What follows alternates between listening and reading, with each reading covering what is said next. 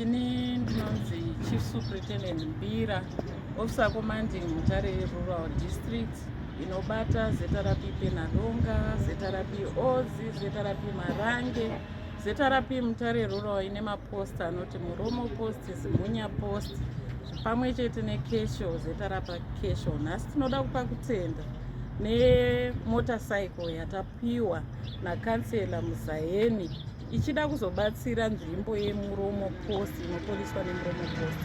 Muromo Post inzvimbo iri mukati nemarural areas, ine nzvimbo dzakataramuka zvikuru zvekuti isu semapurisa tinowanikwa tichiita dambudziko rekuenda kunoatenda masinzi kure kure kusina kana imwe transport yatinokwanisa kuwana.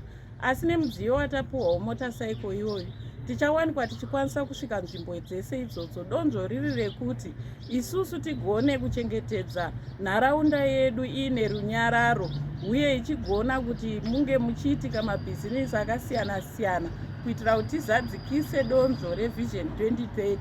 Tinokurudzirazve kuti isusu munzvimbo yedu munge muine runyararo munguva ino yemaelections, nekuti maelections akasaitwa munzvimbo yakanyarara zvinowanikwa zvichinzi anga asiri free and fair. Saka nekuda kwekuburikidza kwechifambiso chatapiwa tichaonekwa isusu tichigona kusvikira nzvimbo dzese kuti tichikurudzira nharaunda kuti dzichengetedze runyararo munguva ino yemaelections. Tinoda kupa kutenda kudyidzana kuri kuita mapurisa nenharaunda, zvikuru sei nevanhu vane mabhizimisi nevanhu vane nzvimbo vakaita samadzishe nevatungamiriri vemavillages vanova ivo vachazotibatsira mukuparidzira nyaya yepeaceful elections munzvimbo yedu yeMutare Rural. Tinoda kupa kutenda pakupedzisira kuti community nemapurisa vari kushandira pamwe chete, uye tinoti isusu nzvimbo inochengetedzwa nevana vavo. Nhasi Councillor Muzayeni vachengetedza nzvimbo yavo kuburikidza nechifambiso chavatipa.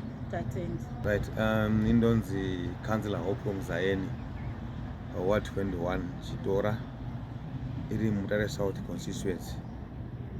So he was about 40 km from town, from Mutare, Daikoko.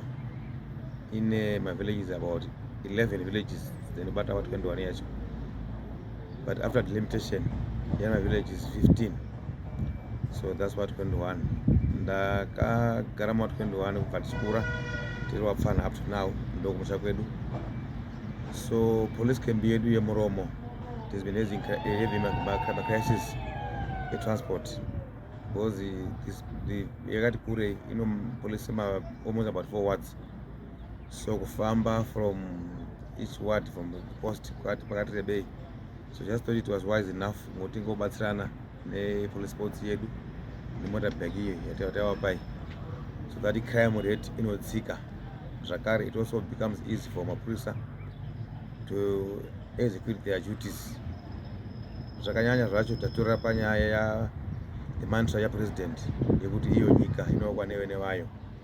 So tikuti isusu nyika inokwa nevene vayo, musha unokwa nevene vavo, dunhu rinobatwa nevene varo. This is why taona zvakanaka kuti daro that thing to the police force.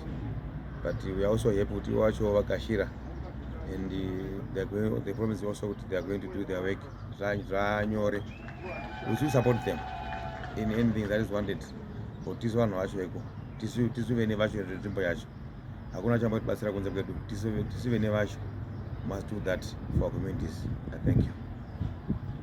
Chiitiko chaitika pano chitaisirwa ndiwaCouncillor Muzayeni chatiitira kuti tideredze macrime anenge echiitika munharaunda, uyezve panoitika chinhu mapurisa akukwanisa kunge achikwanisa kusvika ikoko pane kufamba netsoka, nekuti dunhu redu rakakura chaizvo, kukura kwerakaita. Saka paita mudhudhudhu waita washotena distance yekufamba kwemapurisa kuti akunge echisvike panzvimbo.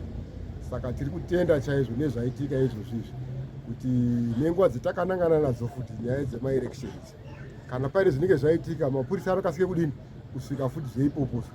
Uyezve tiri kungofamba nedikindira rekuti tisava nemhirizhonga panguva dzemaelection. Zviri kutaurwa nemukuru wenyika, president wedu, wari kuti hatisi kuda mhirizhonga, hatisi kuda violence paelection. Toona kuti zvangoita kuti zvifambe zvakanaka. kufamba kwemapurisa achisvika nemupurisa wangu kuti dhuru uchipinda ipopa kana paine waanenge uchiita zvinenge zvatidzivire zvakawanda. Saka tiri kutenda chaizvo nechitiko chaitika ichochi.